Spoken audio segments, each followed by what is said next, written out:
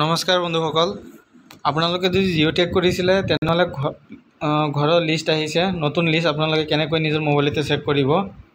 চ' আপোনালোকে জিঅ' টেগিং কৰা নতুন যিখিনি ঘৰৰ লিষ্ট আহিছে, লিষ্টখিনি কেনেকৈ চেক কৰিব।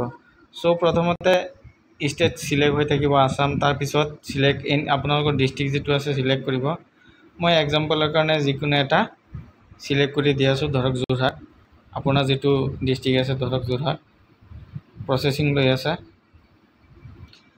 তাৰপিছত আকৌ চিলেক্ট অপশ্যনত ক্লিক কৰিব। ক্লিক কৰি আপোনালোকৰ যিটো ব্লক হয় তিতাবৰ, যোৰহাট, আপোনালোকৰ যিটো হয় সেইটো ক্লিক কৰিব। ক্লিক কৰাৰ পিছত আকৌ চিলেক্ট কৰিব। চিলেক্ট কৰাৰ পিছত আপোনালোকৰ যিটো হেৰি হয় সেইটো আপোনালোকে 55 কাৰেং এনেকৈ থাকিব, চেম লিষ্ট আহিব। লিষ্ট হোৱাৰ পিছত যিকোনো এটা ক্লিক কৰি দিব।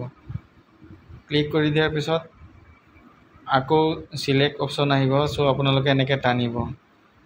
টানাৰ পিছত তলত চাব 2025 2026 যিটো নতুন লিষ্ট হয় জিঅ' টেগিঙত, ইয়াত ক্লিক কৰিব। ক্লিক কৰি দিয়াৰ পিছত এনেকৈ এণ্টাৰপ্ৰাইজ আহিব। আকৌ ইয়াত চিলেক্ট কৰিব। চিলেক্ট কৰাৰ পাছত প্ৰধানমন্ত্ৰী আৱাস যোজনা গ্ৰামীণ, ইয়াত আপোনালোকে ক্লিক কৰি দিব। ক্লিক কৰি দিয়াৰ পিছত নতুন এটা পেজলৈ আকৌ লৈ আহিব। এনেকুৱাকৈ পেজ আহি যাব। চ' আপোনালোকে এতিয়া কেপচাটো ইয়াত বহুৱাই দিব। চ' কেপচাটো বহুৱাই দিয়াৰ পিছত ছাবমিট কৰি দিব।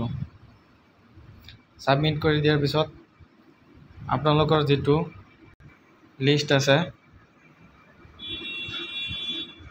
লিষ্টখন ওলাই যাব।